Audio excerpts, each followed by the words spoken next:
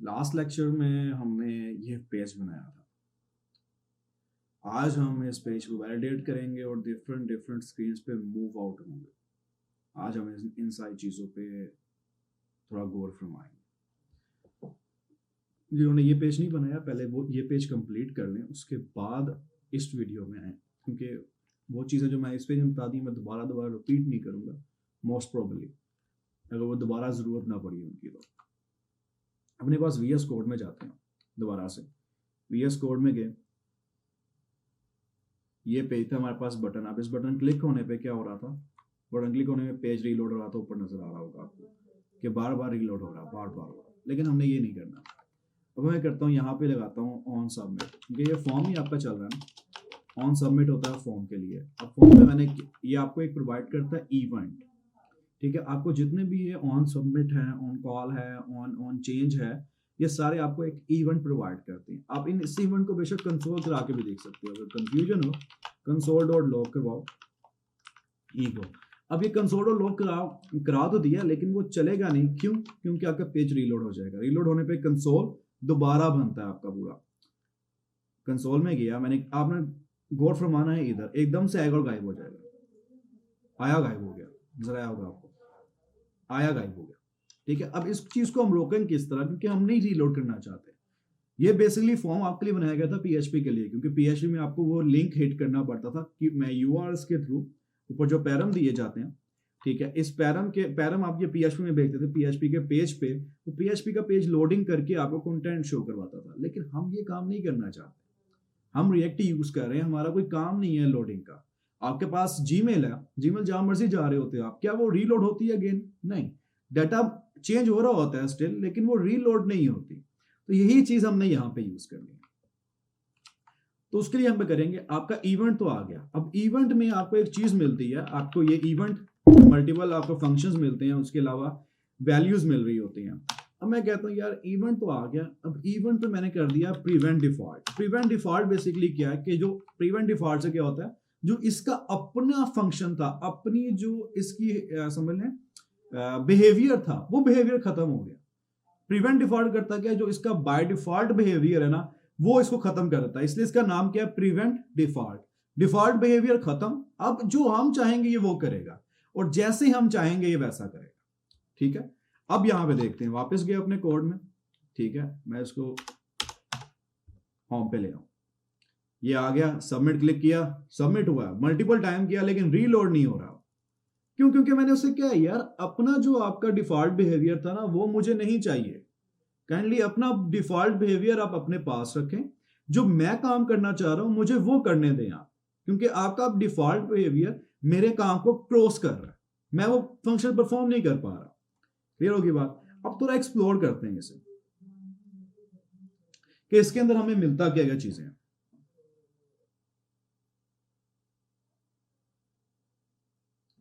ठीक, मैंने किया इसको एक्सप्लोर, मैं एक्सप्लोर किया तो यहाँ पे आपको देखिए टाइम स्पैम मिल रहा है जब मैंने सिलेक्ट किया था, टाइप मिल रही है सबमिट की। यहाँ पे हम देखेंगे टारगेट के अंदर, टारगेट के अंदर हमारे पास दो आ रहे हैं, तीन आ रहे हैं बेसिकली, एक इनपुट, ये वाला इनपुट और बटन। अब मैं कहता हूं यार मैंने इन इनपुट से वैल्यू निकालनी, किस तरह निकलेगी? अगर मैं कहूं dot input dot target dot, हमारे पास आगे आ रही हैं चीजें, आगे क्या आ रही है, नंबर ऑफ अरे फॉर्म की अरे आ रही है। पहले टारगेट को हम कंसोल करा लेते हैं, टारगेट कंसोल करा लिया मैंने, ठीक है। नीचे आया, वापस इसको क्लियर कर देता हूं मैं, क्लिक किया, अब ये फॉर्म उठा के उसने पूरा दे दिया, ये मेरे पास फॉर्म आ गई है। अब जो भी मैं लिखूंगा वो इन फॉर्म की वैल्यूज में जाएगा, लाजमी बात है। अब इन वैल्यूज को मैं उठा सकता हूं, वो कैसे? डॉट मैंने किया, आगे एक और था हमारे पास, लेट्स ट्राई ईमेल लिखता हूं मैं फॉर एग्जांपल, ईमेल। तो क्या ये मुझे ईमेल देगा वापस? ये टेस्ट करते हैं, नहीं दिया तो कोई मसला नहीं, हम फाइंड आउट कर लेंगे कोई वे आउट। देखा, उसने मुझे ईमेल रिटर्न कर दिया। अब ईमेल तो मिल गया मुझे। अब ईमेल में से एक प्रॉपर्टी होती है वैल्यू।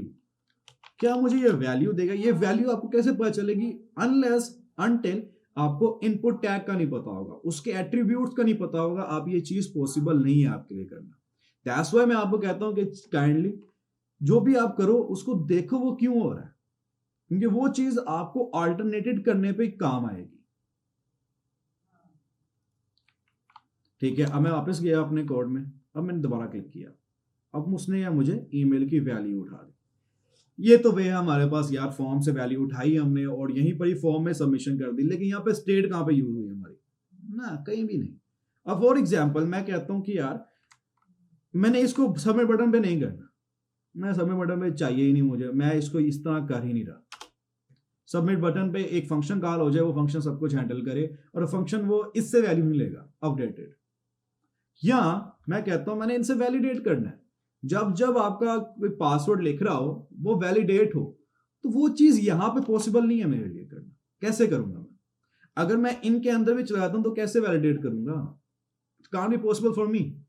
तो मैं करूंगा, मैं अब यहां पे बनाऊंगा स्टेट्स, हुक्स, जिनकी मैं स्टार्ट से बात कर रहा हूं कि आप फंक्शनल कंपोनेंट में हुक्स यूज करते हैं। एंटर किया मैंने, मैं यहां पे आया, मैंने लिखा कॉन्स्ट। ठीक है, आपकी हुक्स हमेशा कॉन्स्ट होती है, ये लेट या वार नहीं होंगी, क्योंकि इनको आप दोबारा जब एक बार रेंडर कर दिया आपने, देन आप इनका जो अंदर वाला पैरम है ना, इनकी स्टेट चेंज नहीं कर सकते, मतलब यूज स्टेट है तो दूसरी नहीं कर सकते। ठीक है, अब यहाँ पे हमारे पास, इससे पहले मैं आपको बता दूं स्टेट्स कितनी है हमारे पास जो हम यूज करेंगे इस प्रोजेक्ट में। ये डबल हमने दे दिए कमेंट्स। यहाँ पे आपके पास आता है यूज स्टेट। अब यूज स्टेट करता क्या है? यूज स्टेट आपकी स्टेट मैनेजमेंट करता है, विद स्टेट मैनेज करता है विदाउट किसी डिले के। जहां पे आपने ये वेरिएबल यूज किया होगा वहां पे ये अपडेट कर देगा। यूज स्टेट ये करता है। उसके अलावा ये पहली हुक है जो मोस्ट इंपॉर्टेंट है, उसके बाद है यूज इफेक्ट।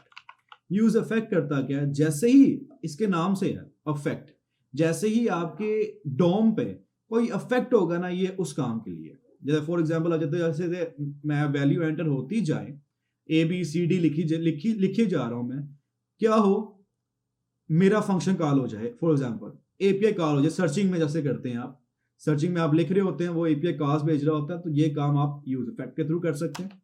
उसके बाद आता है यूज रेफ। यूज रेफ समझ ले अल्टरनेटेड है आपके पास क्यूरी में, उसका डॉम डॉट क्यूरी सिलेक्टर होता है ना आपके पास, समझ लें ये उसका अल्टरनेटेड है। ठीक है, ये करेगा जोन से भी आप, मैं अपने जेएसएस के एलिमेंट में जाके रेफ यूज करेंगे, रेफ इन सब में मिलेगा आपको। जैसे फॉर एग्जांपल इनपुट है, इनपुट में भी आपको रेफ मिल रहा होगा, ये रेफ, ये बाय डिफॉल्ट रिएक्ट ऐड करेगा इनमें, क्योंकि ये रिएक्ट की प्रॉपर्टी है और रिएक्ट ही इन सबसे खेल रहा है, तो रिएक्ट ने ऐड किया हुआ रेफ। अब रेफ करेगा क्या कि इसका रेफरेंस, इस पूरे का रेफरेंस, जैसे हमारे पास कंसोल कराया था ना यहाँ पे, तो ये आया था हमारे पास, वो अपने पास इस तरह ये वैल्यू स्टोर कर लेगा।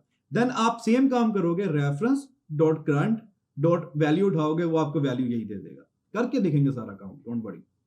ठीक है, उसके बाद कुछ एडवांस आते हैं,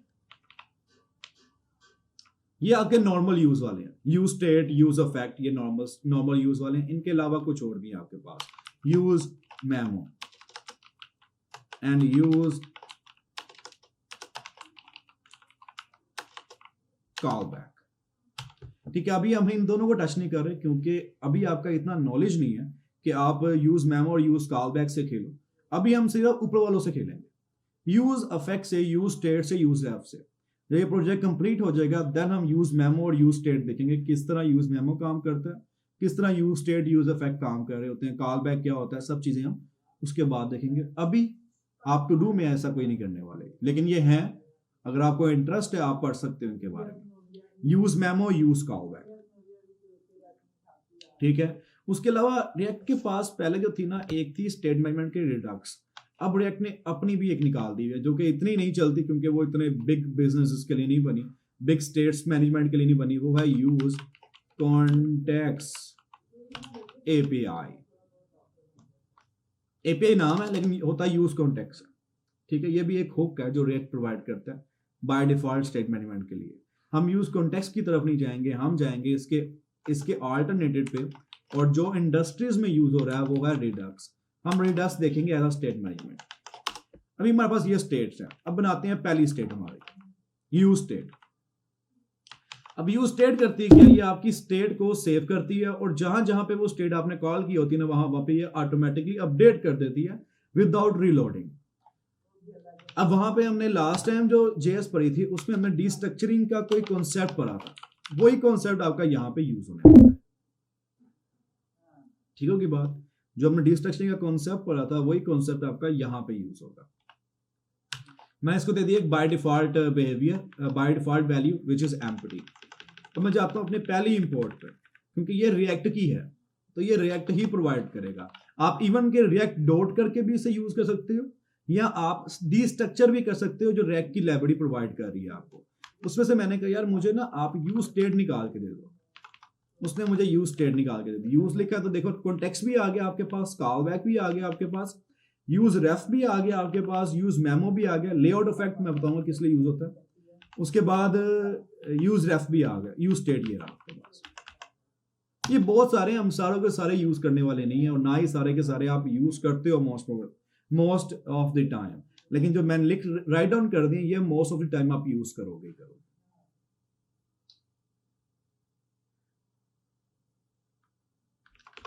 अब मैं गया अपनी स्टेट में। अब स्टेट आपकी जो स्टेट होती है ना उसको दो वैल्यूज चाहिए, एक चाहिए गेट और एक चाहिए सेट।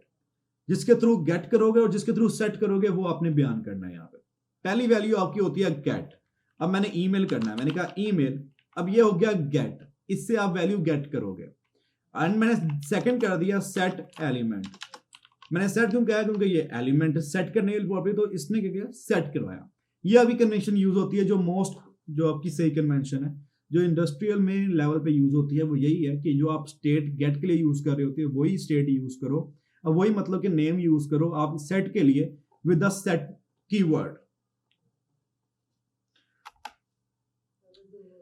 ठीक है, अब आगे चलते हैं। अब ये सेट भी हो गया गेट भी हो गया। अब यहां पे हम सेट गेट किस तरह कराएंगे, किस तरह करूं मैं, उसके लिए मैं यूज करूंगा ऑन चेंज। ऑन चेंज क्या होता है, ऑन चेंज हैंडलर है जो कि आपको जैसे जैसे आप वैल्यू चेंज करते हो, याद है हमने जेएस में भी किया था जब हम टू डू बना रहे थे, ऑन चेंज किया था लेकिन वो एंटर करने में वैल्यू रिटर्न कर रहा था। यहां पे देखना ऑन चेंज किस तरह वर्क करता है। ई, क्योंकि मैंने कहा था ये इवेंट प्रोवाइड करते हैं, इवेंट पकड़ा मैंने, एंटर कर दिया।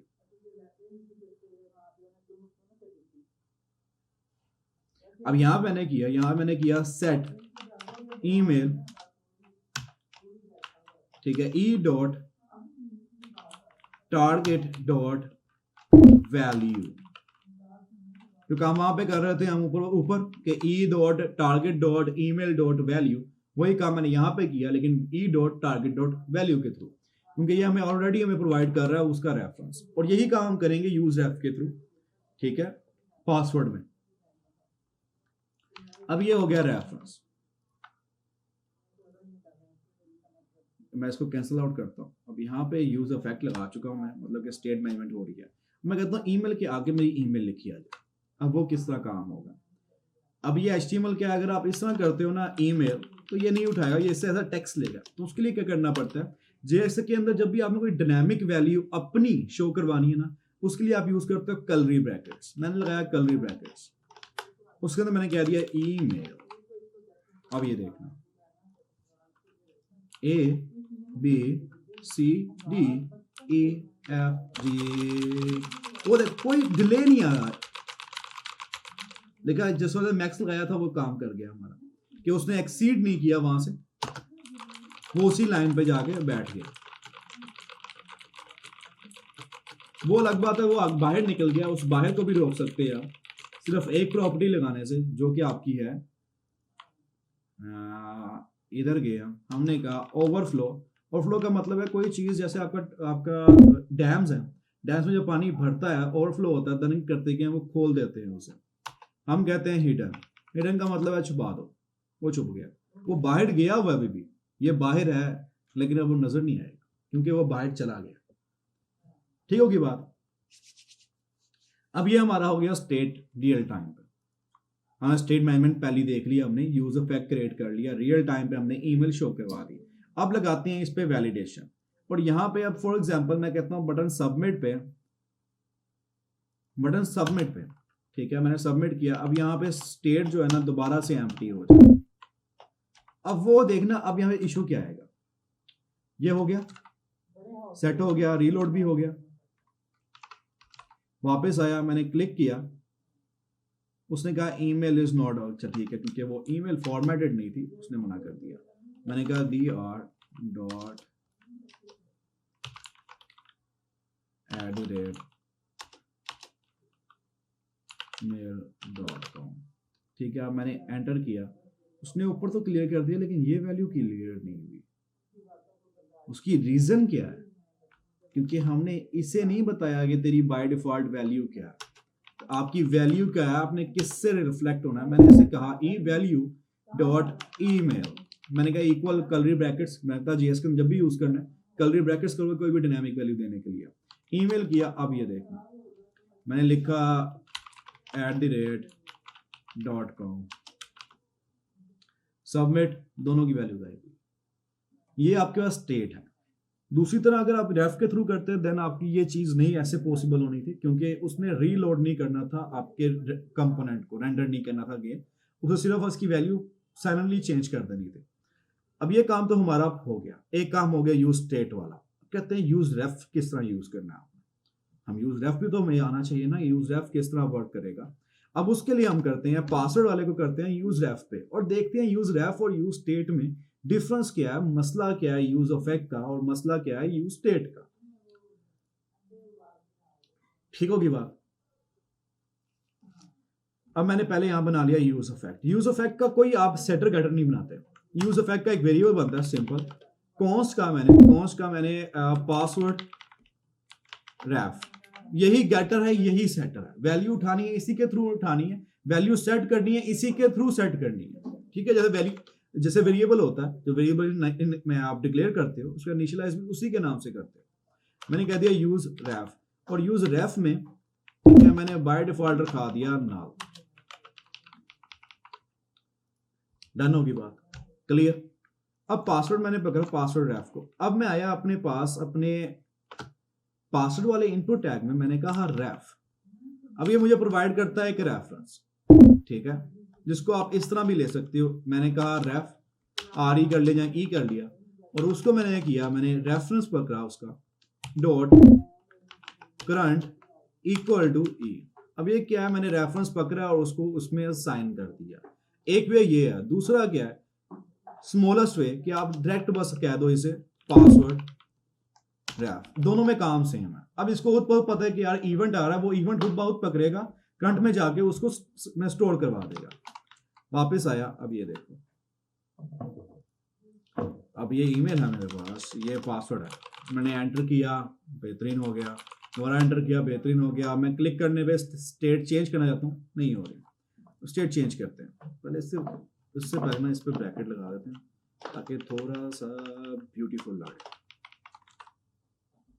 ठीक है। लेकिन अब ये ब्रैकेट तब शो जब इसका टेक्स्ट है, जब टेक्स्ट नहीं अंदर ना ये ब्रैकेट नहीं आनी चाहिए। ये काम भी कर सकते हो आप अगर आपने करना है, मैं कह रहा हूँ भी इतना इंपॉर्टेंट नहीं है मेरे लिए, पहले रेफरेंस सीख लिया। अब मैं कहता हूँ यार पासवर्ड रेफ के जो है ना करंट वैल्यू आप यहाँ पे असाइन कर दो।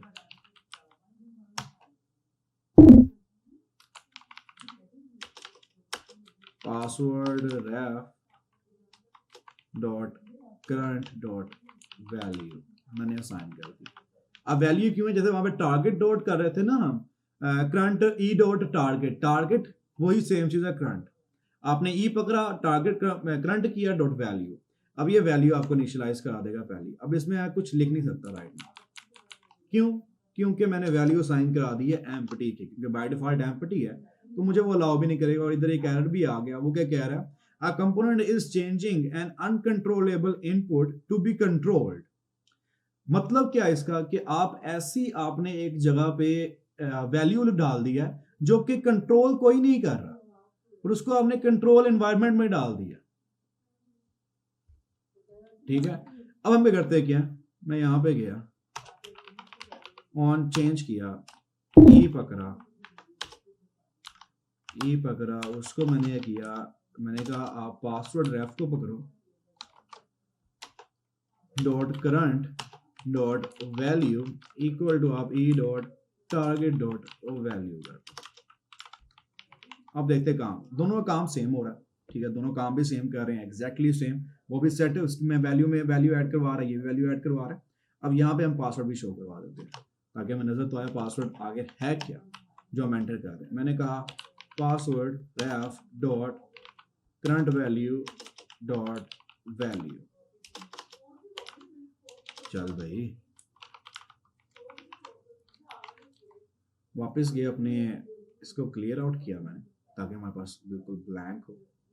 दोनों में आ रहा है, लिख रहा हूँ वैल्यू, लिखी जा रही मेरे पास, सेम वही काम के जो वहां पे किया हुआ, लिखी जा रही वैल्यू ना, स्टेट में देखो लिखी जा रही वैल्यू। अब देखो अगर मैं ये वैल्यू रिमूव करता हूँ, वैल्यू मैं रिमूव कर दी, ठीक है, मेरा रेंडर भी हो गया दोबारा, यहाँ पे गया मैं लिखनी वैल्यू, क्या वो रिफ्लेक्ट कर रही है ऊपर वैल्यू? ना, नहीं कर रही। अब बात आती है कि वो वैल्यू हम जिस तरह उठा रहे हैं क्या वो सही भी है कि नहीं, हम गलत तो नहीं कर रहे। अब यहाँ पे आते हैं, मैंने कहा यहाँ पे आप कंसोल करवा दो उसी वैल्यू। अब ये देखना, लिखी वैल्यू कंसोल कराया, अच्छा ये ईमेल सही नहीं है,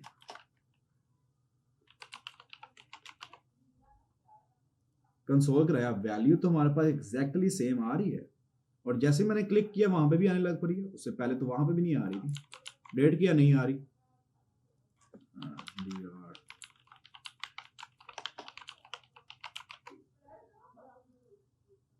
अब वहां पे भी अपडेट हो रही है, लेकिन सबमिट पे वैसे तो नहीं हो रही। क्यों नहीं हो रही? वजह क्योंकि यूज स्टेट है तो रेंडर हो रहा है दोबारा, तो ये वैल्यू चेंज हो रही है। यूज रेफ आप वहां पे यूज करते हो जहां पे आपको एक सर्टन क्लिक पे या सर्टन पॉइंट पे आपने उसकी वैल्यू फेच करनी है। यूज रेफ वहां पे यूज करते हो, गेट एलिमेंट बाय आईडी करते हो आप, तो वो आपको रेफरेंस प्रोवाइड करता है, वो रियल टाइम पे आपको उसकी वैल्यू प्रोवाइड नहीं कर रहा होता। जैसे चेंज हो रही होगी वो वैल्यू आपको रियल टाइम पे प्रोवाइड नहीं करता, आपको लिसनर लगाना पड़ता है। यूज इफेक्ट लिसनर है, वो लिसन करता रहेगा, कहीं भी वैल्यू चेंज होगी बता देगा कि हाँ चेंज होगी। अगर नहीं, आपने ठान लिया कि भाई मैंने करना है तो करना यूज इफेक्ट के थ्रू ही है और करके रहना है, देन देखते हैं वे आउट, देखते हैं क्या कोई वे आउट है इसका कि नहीं। अब यूज करने लगे हम यूज इफेक्ट, यूज रेफ भी हो गया हमारा, यूज स्टेट भी हो गया, यूज रेफ भी हो गया, अब हमारे पास आ गया यूज इफेक्ट। अब यूज इफेक्ट आपके पास से करता है किसी भी जगह पे इफेक्ट होने पे ये चलता है, और इफेक्ट होने पे आप बताते भी हो कि कब चलना है। ये आपकी स्क्वायर ब्रैकेट्स का मतलब है वन टाइम, ठीक है, जब आपने स्क्वायर ब्रैकेट्स यूज किए हैं इसका मतलब है कि बस एक दफा चल जाओ, बाद में ना चलना। चलो आगे देख लेते हैं यार, बातों के थ्रू तो मैं बता दूं, चले भी तो सही है काम। मैंने कह दिया ईमेल, क्योंकि ईमेल हमारे एडिटर में चेंज हो रहा तो मैंने ईमेल कह दिया। अब ये देखना, ओके ओके ओके ओके ठीक है, ये पता है यूज रेफ मैंने ऊपर से लिया हुआ है, फिर क्यों एरर दे दिया भैया? क्या कह रहा है वो कह रहा है target can not be null. अब ये भी मसला कि क्योंकि लेबल हमारा पहले आता है, ठीक है, तो लेबल अभी तक वो मैं इनपुट में जाके उसने रेफरेंस स्टोर नहीं करवाया और वो वैल्यू करंट गेट कर रहा है, तो वो एरर क्रिएट कर रहा है। हम लगाए थे यहाँ पे क्वेश्चन मार्क, रन करके। क्वेश्चन मार्क का मतलब कि आप चेक लगा देते हो कि अगर अनडिफाइन है तो इग्नोर करो उसे, कोई जरूरत नहीं है। मैं दोबारा रीलोड करता हूँ इसे, रीलोड किया है, देखो ब्लैंक ब्लैंक आ रहा है और ये आ वहीं से रहा है ईमेल। अब क्या हुआ कि दो दफा रेंडर होने की वजह बताता हूँ क्यों हुआ, दो दफा कंसोल क्यों आया, क्योंकि ये पेज दो दफा रेंडर हुआ, क्योंकि रेफ भी जब सेट हुआ है तब भी ये रेंडर हुआ है एक दफा। अच्छा, क्योंकि इफेक्ट पे रेंडर होना है, इसने मैंने पहले बताया था। अब ये एक दफा रन हुआ है, अब यहाँ पे वैल्यू चेंज करो ना तो ये इस पे कोई इफेक्ट अब नहीं पड़ने वाला, नहीं रन हो रहा। मैं चाहता हूँ जब वैल्यू चेंज होना ये यूज इफेक्ट क्रिएट करे, ठीक है। देन मैं क्या करूंगा, इसकी ईमेल, ये होती है अरे डिपेंडेंसी अरे कहते हैं इसे। अब यहाँ पे आप वो ईमेल डाल दो जो वैल्यू जिस वैल्यू के चेंज होने पे उस पर इफेक्ट पड़ना चाहिए, तो आप स्क्वायर ब्रैकेट्स के अंदर उसकी वैल्यू ऐड कर दो, नहीं तो आप इस स्क्वायर ब्रैकेट को खत्म कर दो। अब क्या होगा, कुछ भी चेंज होगा इस ऐप में, कुछ भी, अगर एक क्लिक भी हुआ ना, इसने ये यूज इफेक्ट चला देंगे। अब देखते हैं कितना फर्क होता है आपका कंसोल। मैंने कराया ये 2 दफा हुआ, कुछ नहीं हुआ। मैं देखो क्लिक किया, उसने मुझे दिखा दिया, लिखा, वो चलने लगा चलने। तो ईमेल है, पासवर्ड भी करूंगा ना, ठीक है, तो ये नहीं हो रहा, अफेक्ट क्रिएट क्यों नहीं हो रहा। लेकिन जब स्टेट पे करता हूं,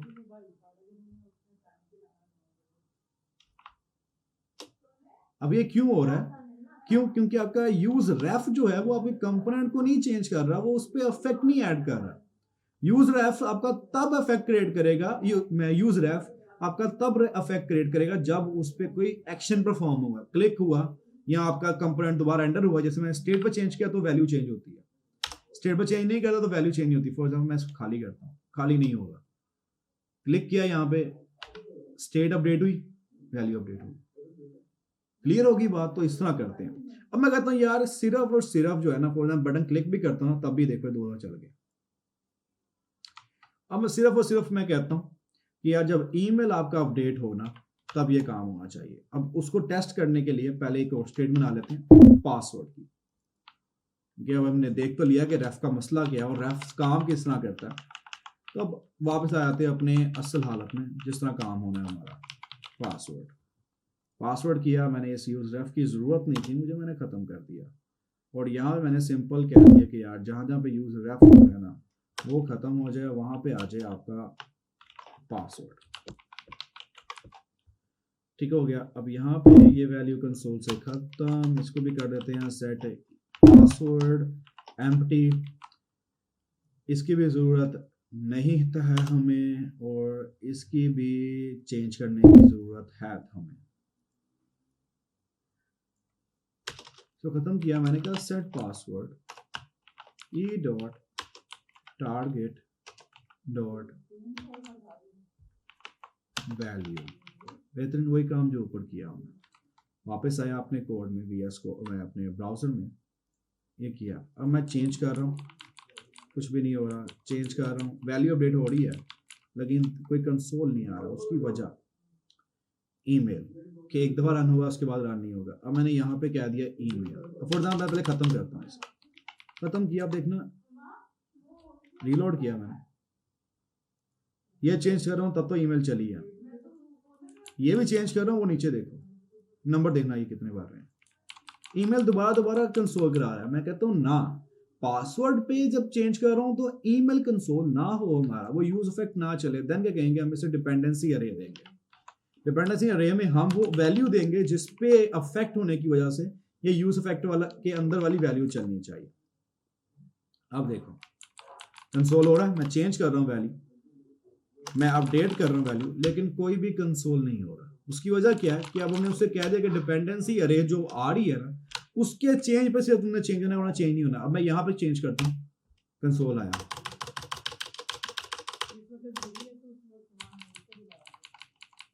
कंसोल आया।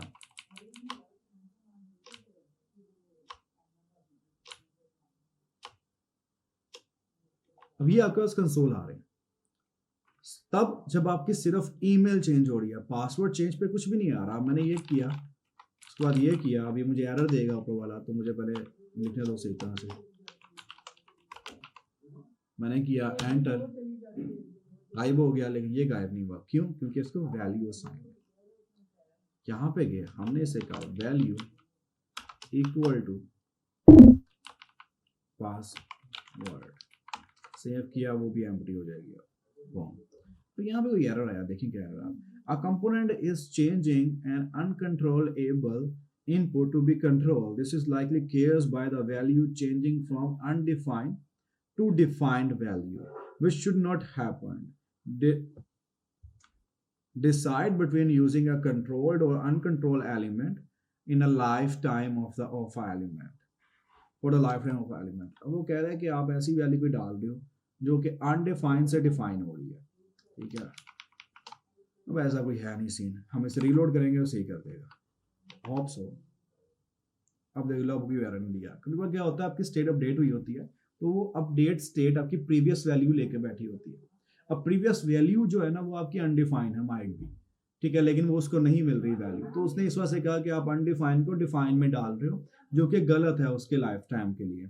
आप इसको काइंडली डिसाइड करो कि आपने अनडिफाइंड यूज करना है या डिफाइंड यूज करना है, कंट्रोल्ड यूज करना है या अनकंट्रोल्ड यूज करना है। बेहतरीन, हमारी हमने आज 3 स्टेट्स देख ली, 3 स्टेट की वर्किंग देख ली। अब आगे चलते हैं। आपको कोई भी कंफ्यूजन हो, you are free to ask me. Unfortunately आप वीडियो का भी यहाँ पे तो निकाल कर सकते, लेकिन जब आप ये वीडियो देख रहे होगे तब कोई इशू आए, मैं हाजिर, आप मुझसे पूछ लीजिएगा कि सर ये चीज़ आपने मिस कर दी है, ये चीज़ रह गई, इसको इन डेप्थ बता दें। तो हमारे जूम सेक्शंस होते हैं, मैं आपको उनमें बता दूंगा डेप्थ, ठीक है। आपने सवाल नोट डाउन कर लेंगे। अब ईमेल भी आ गया, पासवर्ड भी आ गया, मैं लॉगिन पे क्लिक करता हूँ, वो क्लियर कर देता। अब मैं क्लियर वाला काम नहीं करना, मैं तो लॉगिन पे क्लिक होने पे ये वैलिडेट करे क्या ईमेल और पासवर्ड जो मैं कह रहा हूँ वही हैं। अगर तो वही हैं देन ये करे क्या, मुझे अलर्ट शो करवा दे। अभी अलर्ट शो करवाएगा, उसके बाद हम नेविगेशन की तरफ जाएंगे। अब चेक करते हैं। मैंने कहा इफ यूज किया, इफ ईमेल इक्वल टू, मैंने कहा admin@gmail.com है, कोमा सॉरी एंड का मतलब क्या, लाजमी है कि अगली भी ट्रू हो। मैंने कहा और पासवर्ड इक्वल टू है ASDF123। उसके मैंने कहा अगर है ऐसा तो इसको अलर्ट शो करवा दो आप, सक्सेसफुली लॉगिन। एल्स में क्या करो, आप कह दो अलर्ट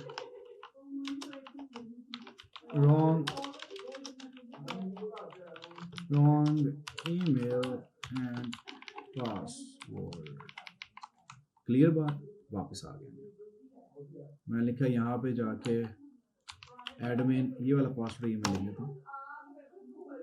उसने कहा रॉन्ग ईमेल एंड पासवर्ड। मैंने कहा ठीक है। अब मैं यहाँ पे 2 हटाता हूँ, एंटर किया, उसने कहा लॉगिन सक्सेसफुली, मतलब कि हमारी वैलिडेशन हो गई है।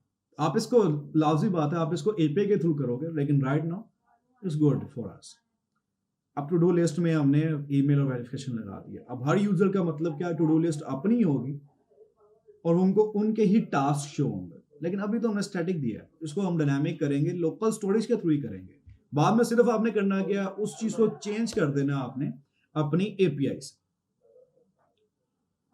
ठीक होगी बात। अब क्या करना है, हमने क्लिक करने पे ये नया जाना चाहिए नए पेज पे, जो कि हमारे पास होगा लिस्ट वाला पेज। अब उसके लिए हमें चाहिए राउट्स। अब रिएक्ट में एंकर टैग के थ्रू नहीं आप जाते कहीं, उनके अगर एंकर टैग के थ्रू आप जा रहे होते हो तो उससे मसला क्या आता है,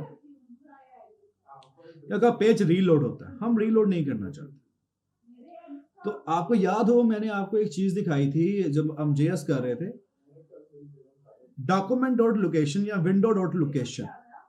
अब रिएक्ट का जो हमारा यूज होता है ना वो होता है window dot location dot path नहीं है, वो आगे पाथ चेंज कर देता है, तो आपका पेज ऑटोमेटिकली उस पेज पे, जिस पेज पे आप चाहते हो उस पेज पे नेविगेट कर देता है।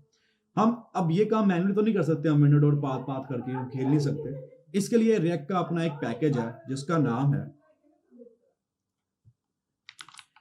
React router Dom. लेटेस्ट चल रहा है V6 ये वाला, और हम इसी पे ही काम करेंगे। अगर आपने इससे पीछे वाले में जाना है कि क्या 5 में क्या है, तो आप उसमें डॉक्यूमेंटेशन में जाके आपको मोस्ट चीजें चेंज है, मैं आपको बताते भी जाऊंगा क्या क्या चीजें नहीं है, क्या क्या चीजें पुरानी है। अब यहाँ पे आपने जाके पहले इस पैकेज को इंस्टॉल करना है, तो इंस्टॉल किस तरह करना है आपको नहीं समझ आ रही, ठीक है, तो यहाँ पे गाइडनेस भी होती है इनके। अब जाते हैं हम गेट स्टार्टेड में, गेट स्टार्टेड में गए, हम पहली लाइन पे चले गए। यहाँ पे देखो आप इंस्टॉलेशन वाला किधर है, नहीं मिल रहा। देन आप क्या करोगे, एग्जाम्पल में गए, यहाँ पे ट्यूटोरियल में गए, ये आपके पास मिल गया आपको। ये कहता है npm install React router DOM करो। मैंने कहा ठीक है, रिएक्ट राउटर डॉम को npm के साथ इंस्टॉल करो। कोड में आए अपने VS कोड में, प्लस पे क्लिक किया, yarn add, क्योंकि मैंने आपको कहा था मैं थर्ड कोर्स yarn यूज़ करूँगा, एंड मुझे नहीं पसंद पर्सनली। मैंने कहा react router DOM एंटर। अब ये करेगा react router DOM हमारे सिस्टम पे इंस्टॉल कर देगा, सिस्टम पे नहीं पैकेज पे।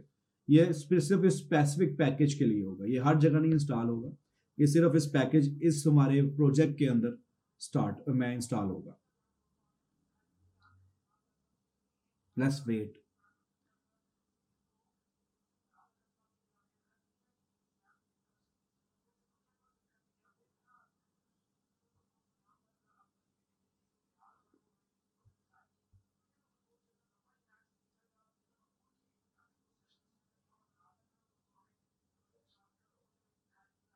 जब तक ये इंस्टॉल हो रहा है हम इसके जाते हैं डॉक्यूमेंटेशन पे और देखते हैं कि डॉक्यूमेंटेशन किस तरह से आपने अगर रीड आउट करनी है कभी तो किस तरह से करोगे। सबसे पहले आपने जाना है इसके, कोई भी आपको मिल रहा हो जहाँ पे एग्जाम्पल हो या ट्यूटोरियल हो, जब आप फेमिलियर हो गए प्रोग्रामिंग से, दैन ट्यूटोरियल में गया, उसने बताया कि वेलकम टू ट्यूटोरियल, ठीक हो गया, ये चीज़ एवरीथिंग, ये स्टेप उसने बताया, ये स्टेप आपके लिए लाजमी है।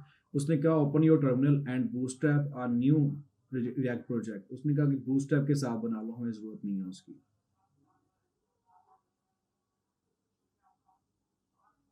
उसके बाद नीचे गए हम, नीचे नीचे उसने कहा रन करना है, रन कर लो। उसका उसने कहा इस तरह की हायरार्की है आपके पास, ठीक है। उसने कहा delete unusual file in source. उसने कहा जो आपकी अनयूजुअल फाइल है ना उनको सबसे पहले आप डिलीट करो।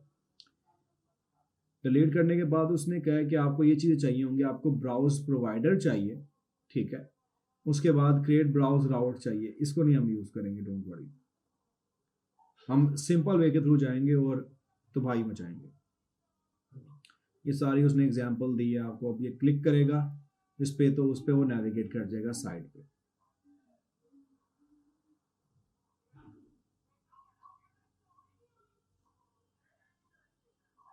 तो ये सारी की सारी आउटपुट है। किसी स्पेसिफिक चीज़ में जाना है तो आप यहाँ सर्च कर लोगे, जैसे ब्राउज राउटर था, ब्राउज राउटर से क्या काम करता है आपको यहाँ से पता चल जाए, ब्राउज राउटर क्या चीज़ है, क्या बला है, कैसे काम करता है। तो ये सब कुछ मैं ऑलरेडी आपको बताने वाला हूँ। तो let's wait for its to be installed.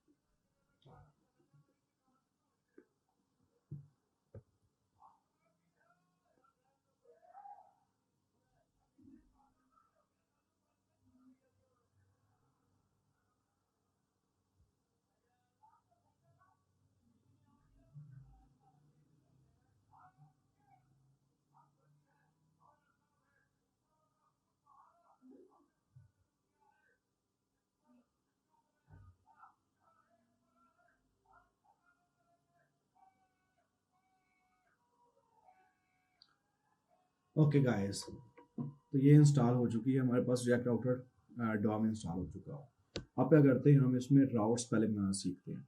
Right now अगर हम app.js में जाएं तो app.js ही हमारा स्टार्टिंग पॉइंट और यहीं से सब कुछ चलना है। तो हमें राउट भी यहीं पर ही डिफाइन करना है। आपने राउट हमेशा अपनी उस पॉइंट पे डिफाइन करना है जो कि स्टार्टिंग पॉइंट है। आप माइट भी कहोगे कि सर स्टार्टिंग पॉइंट तो index.js है। index.js को आप एज मच क्लीन रखना हमेशा जितना आप रख सकते हो, ठीक है, क्योंकि इसको हम बहुत और कामों के लिए यूज करेंगे, लेकिन अभी नहीं। हम राउट्स के लिए इसे यूज नहीं करने वाले, क्योंकि अगर राउट्स के लिए यूज करेंगे, आपके पूरे कॉम्प्लेक्स राउट है तो काफी लंबी लाइन ऑफ लिस्ट बन जाएगी आपकी, जिसको आप सारा सेट करते रहोगे। तो इसको आपने क्लीन अप ही रखना है। हम जाते हैं app.js के अंदर। लॉगिन खत्म, लॉगिन की जरूरत नहीं है। हमें पहले जरूरत है हमारे ब्राउज राउटर की, ठीक है। अब ब्राउज राउटर क्या करता है, import browse router. Browse router इन सब को अपने अंदर सुमा लेता है, ठीक है। सुमा लेने का मतलब कि अपने अंदर जो है ना रख लेता है। एंड देन जब उसको इनकी जरूरत होती है, जैसे ही आपने कोई पाथ एंड पॉइंट पे दिया है, वो क्या करेगा, इन राउट्स को देखेगा और पाथ मैच करेगा। पाथ अगर मैच हो गया देन वो उस राउट पे इन्हें नेविगेट कर देगा। मतलब कि उस मैं जो राउट आपका भी चल रहा है उसको खत्म करेगा और दूसरा राउट लाके वहां पे शो करवा देगा। मैंने कहा कर्ली ब्रैकेट्स में मैंने फ्रॉम लिख दिया, फ्रॉम react router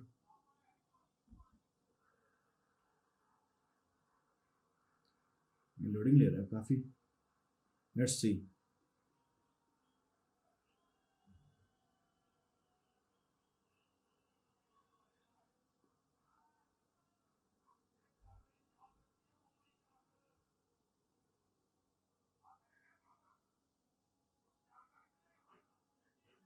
चल भाई,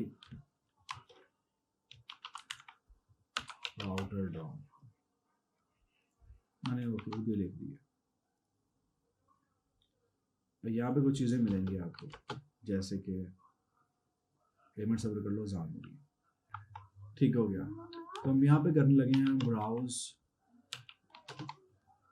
जो हम पहले कहते हैं ब्राउज राउटर, हम उसी को यहाँ पे करेंगे। मैं कंट्रोल स्पेस कर रहा हूँ लोड होने के लिए, क्योंकि यहाँ पे एरर आ रहा है, सो से लोडिंग सही नहीं कर रहा। मैं यहाँ पे भी डमी कुछ डाल देता हूँ ताकि ये एरर तो हमारा गायब हो जाए। ठीक है, और इसको मैंने ख़त्म किया तो ये ऑटोमेटिकली सेट हो जाएगा सारा कुछ, हमारे पास एरर नहीं आएगा। ठीक हो गया, बस ये चल रही है अब सही। ठीक है, अब करते हैं browser import, browser router from react router DOM। यहाँ से मैंने उठाया ब्राउज राउटर। अब ब्राउज राउटर के स्पेलिंग मैं चेक कर लेता हूँ सही है भी कि नहीं। ये रहा मेरे पास ब्राउज राउटर, और यही मेरे पास इंपोर्ट है, तो मैं सिंपल यही उठा लिया। कोड में वापस आया, मैंने यहाँ पेस्ट कर दिया। अब जो भी हमारे चाइल्ड होंगे उसके अंदर, उनको हमने ब्राउज राउटर से क्या करना है, रैप करना है। मैंने किया ब्राउज राउटर, दैट्स इट। अब क्या है, इसके अंदर सारे ही हमारे पास आ गए हैं ब्राउज राउटर की चीज़ें। अब इसके अंदर हम राउट्स डिफाइन करेंगे एंड उनके अंदर राउट डिफाइन करेंगे।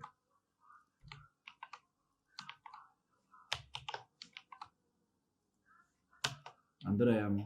अब यहाँ पे आप सबसे पहले डिफाइन करोगे राउट्स, एस के साथ राउट्स। ठीक, उनके अंदर आप डिफाइन करोगे राउट विदाउट एस।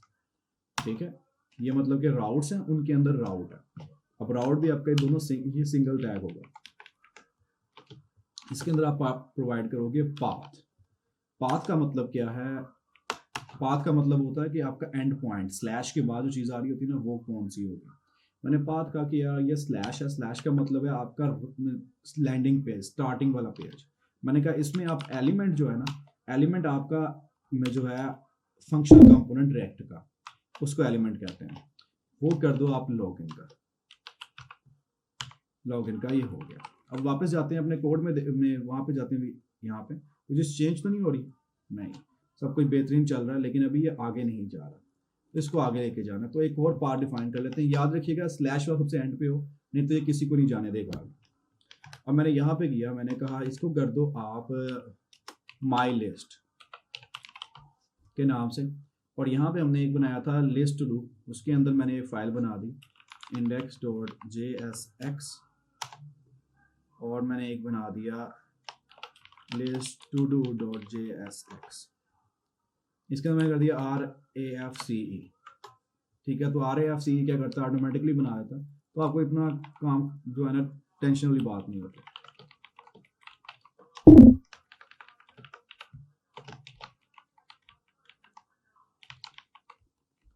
यहाँ मैंने कहा export default list to do.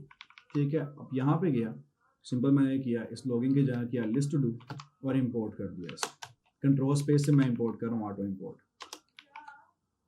अब करते गया, लॉगिन में गया है, जहाँ पे हमने कहा था ना कि अलर्ट शो करवाना, अलर्ट तो शो करवाए, उससे उसके बाद ये मूव कर दे हमें माई वाले पेज पे। वो अब कैसे होगा, वो आपका होगा, आपको यहाँ पे भी हुक मिलती है यूज नेविगेशन की। आप कौन करोगे नेविगेट, एक वेरिएबल बना लिया आपने नेविगेट का, उसको इक्वल करोगे आप, उसको इनिशियलाइज करोगे उस हुक से, जैसे हमने यूज रेफ में किया था, यूज नेविगेट। ठीक है, ये आपकी रिएक्ट राउटर डॉम की हुक है। मैंने आपको क्या था, रिएक्ट में सारी हुक्स चल रही हैं, नेविगेट। अब ये नेविगेट एक फंक्शन है, तो मैंने क्या किया, हो गया ये, तो मैंने कहा नेविगेट आप कर दो किस पे, नेक्स्ट पेज पे। नेक्स्ट पेज कौन सा हमारा, स्लैश माई लिस्ट, ये हमारे पास नेक्स्ट पेज है माई लिस्ट। अब देखते हैं काम करता है कि नहीं। वापस आया, मैंने एडमिन पे क्लिक किया, पीछे आया, मैंने ये खत्म किया, सक्सेसफुल हुआ, एंटर किया, टू डू माई लिस्ट में आ गया। क्लियर हो गई बात हमारी, हमने सक्सेसफुली नेविगेट कर लिया from one screen to another screen in React.js। Validation भी होगी हमारी, हमने अलर्ट भी देख लिए, हमने स्टेट भी देख ली, स्टेट मैनेजमेंट भी देखी, हमने सिंगल कंपोनेंट की स्टेट मैनेजमेंट देखी, पूरे प्रोजेक्ट की नहीं देखी अभी, वो यूज इफेक्ट के थ्रू किया हमने। ठीक, अगर हम रॉन्ग डालते हैं रॉन्ग ईमेल डाला मैंने, तो ये मुझे कहीं नेविगेट नहीं करेगा। अगर मैंने सही ईमेल डाला, देन ये मुझे नेविगेट कर देगा नेक्स्ट स्क्रीन पर। बूम, ठीक है। तो ये है React router DOM। Next lecture में हम इस स्क्रीन को बनाएंगे और उसकी वैलिडेशन वगैरह करेंगे, and after that lecture I hopefully next lecture में कर लेंगे चिल्ड्रन वाले काम पे है, क्योंकि उन दोनों की लॉजिक सेम रहेगी। ठीक है, आप लोग अपना ख्याल रखें। खुदा हाफिज़।